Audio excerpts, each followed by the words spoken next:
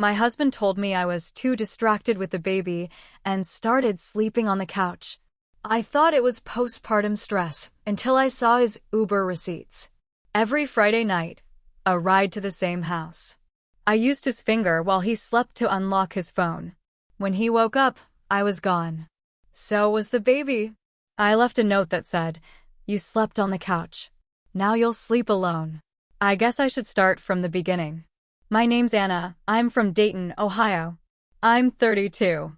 I thought I had a good life. A small house, a steady job, a husband I trusted. Dean and I had been together since college. Married 6 years. We'd just had our first baby, Carter. He was perfect. Tiny, wrinkled, loud. My whole heart. I knew having a baby would be hard. I didn't go into it blind. But nothing prepares you for how much it shakes up your whole life. The nights with no sleep. The way your body feels like a stranger. The constant fear that you're doing something wrong.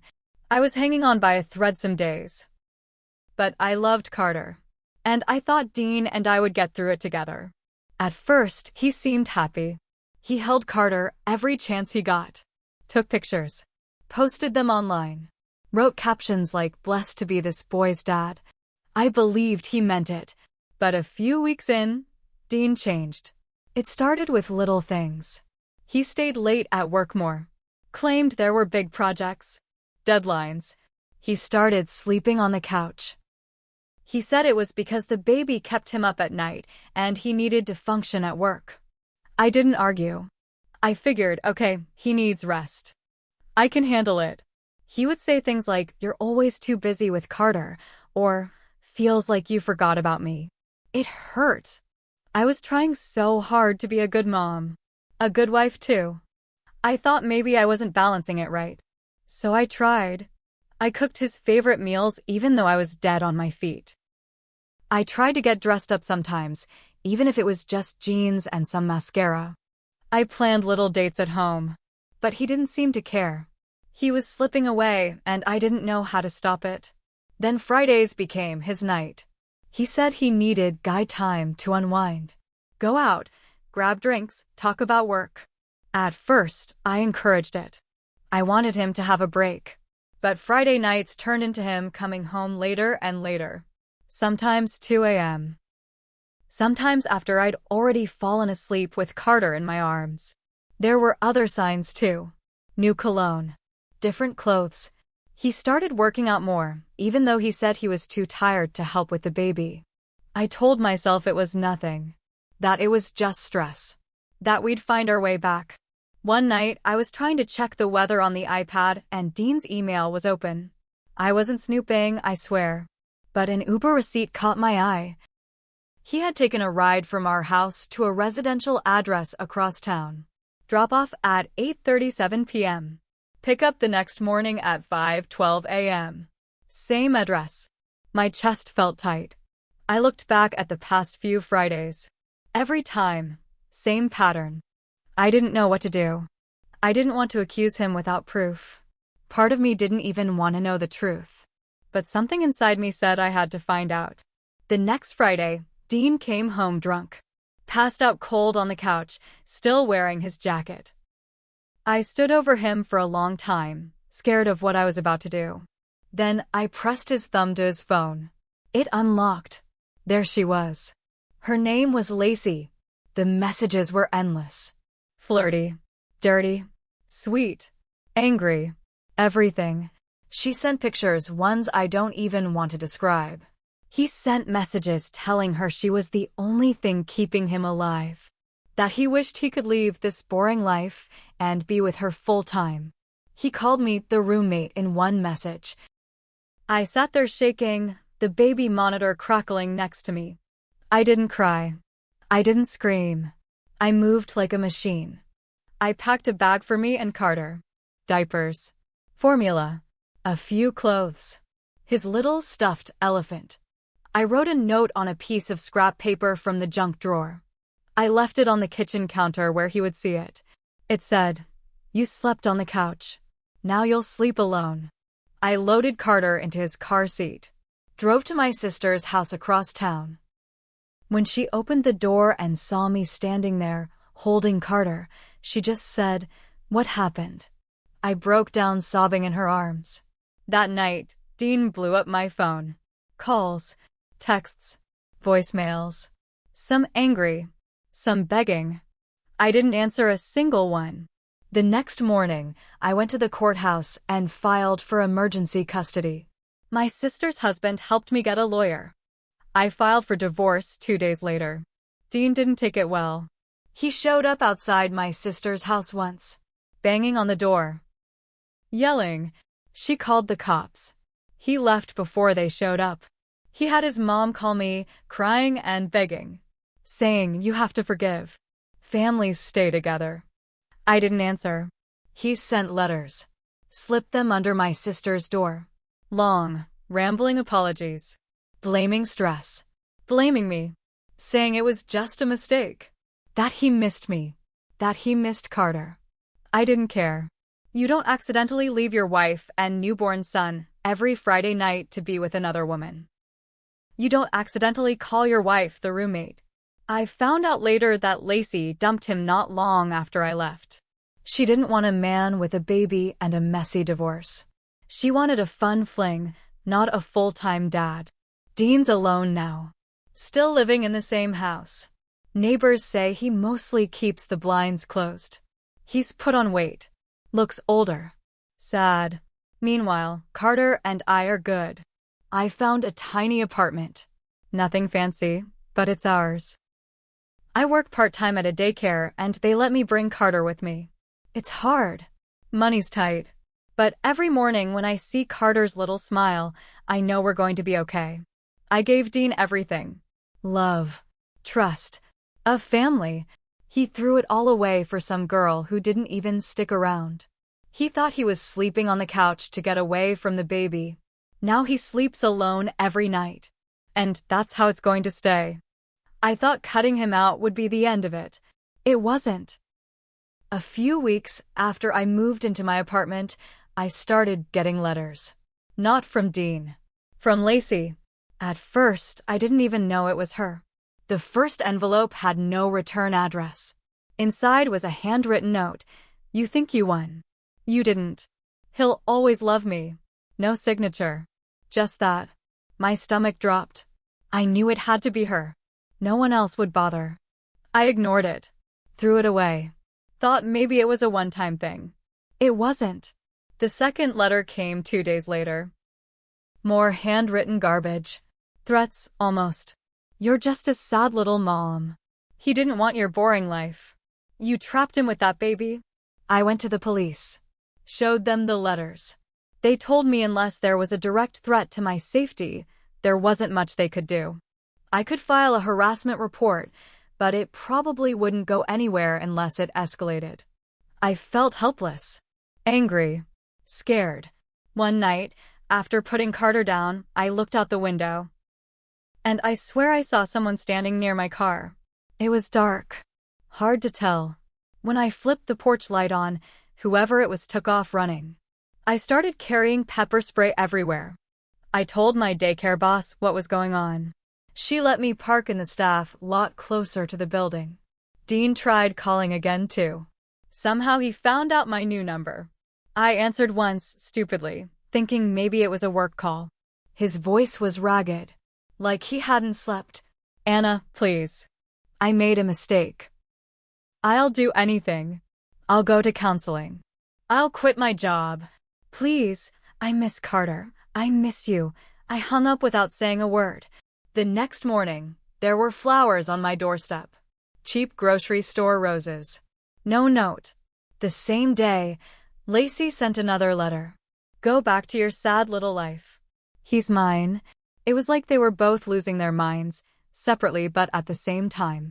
My lawyer told me to document everything. Keep every letter. Take pictures of the flowers. Save the voicemails. Build a paper trail. So I did. I also bought security cameras. 2 for outside, 1 inside by the front door. About a week later, I caught someone trying to jimmy my car door handle on camera. It was Lacey. Clear as day. Wearing a hoodie, But when she looked up at the camera, her face was right there. I took it straight to the police. That time, they listened. They arrested her for attempted vehicle tampering and harassment. When Dean found out, he showed up at my apartment building, pounding on the main door, yelling my name. He was crying. Loud, desperate crying. Neighbors called the cops before I even had to. Dean was given a restraining order. So was Lacey. For a while, it got quiet. But something broke inside me after that. Not just trust. Something deeper. I realized Dean wasn't just a cheater. He was weak.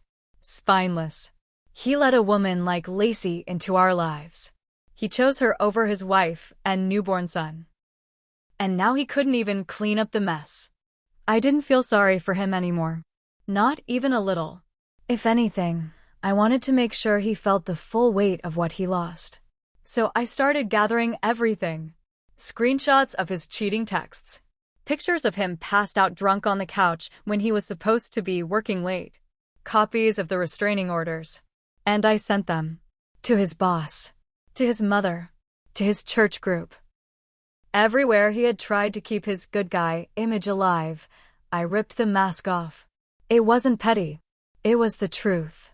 Dean lost his job 3 weeks later. He moved back in with his mother. Sold the house. And me? I started living again. But it wasn't over yet. Not even close. About 6 months after Dean lost his job, I thought things would finally settle down.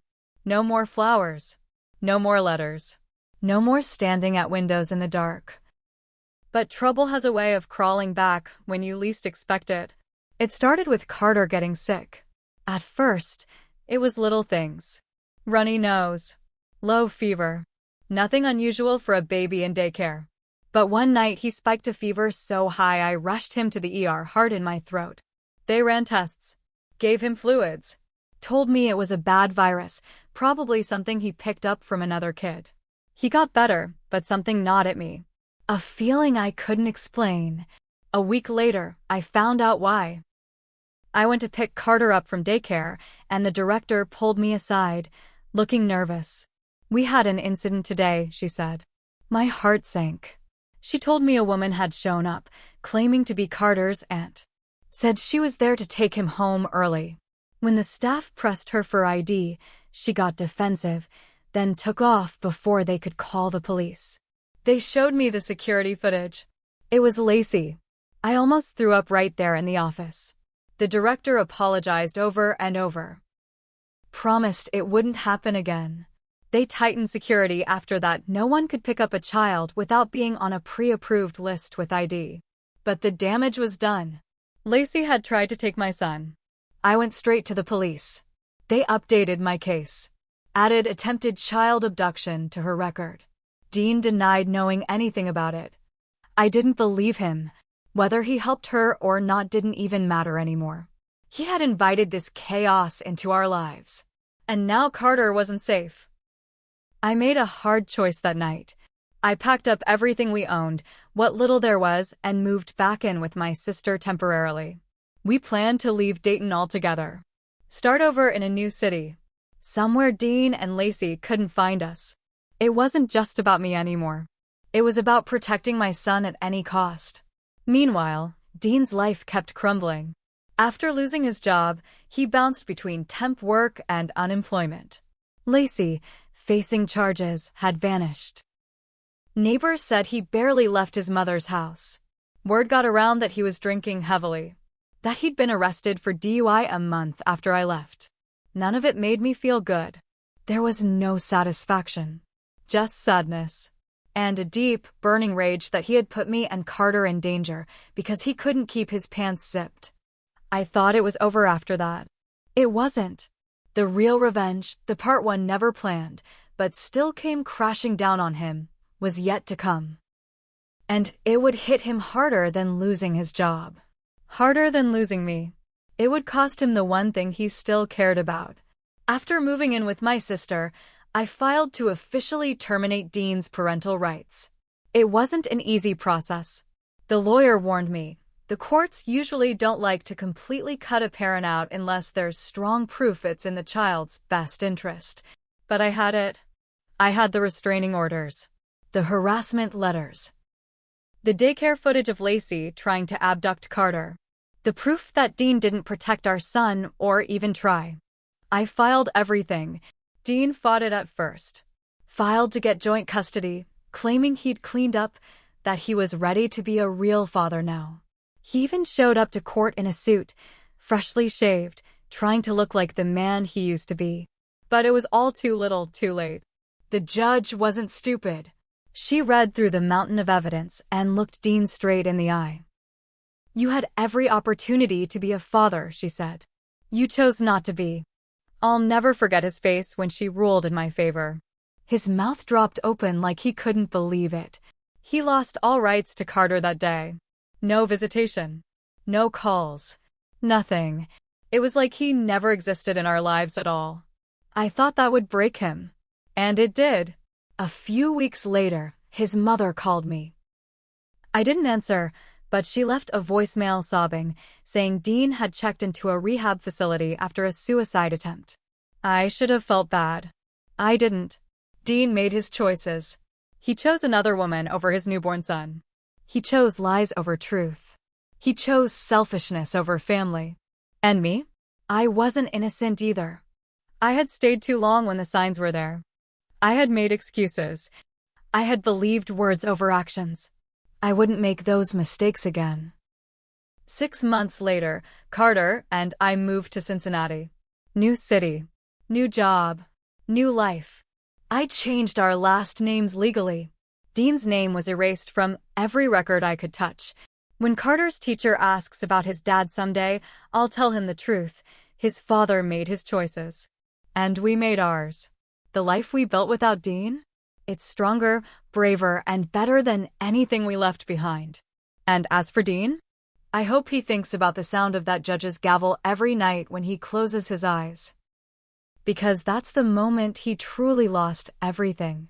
Forever.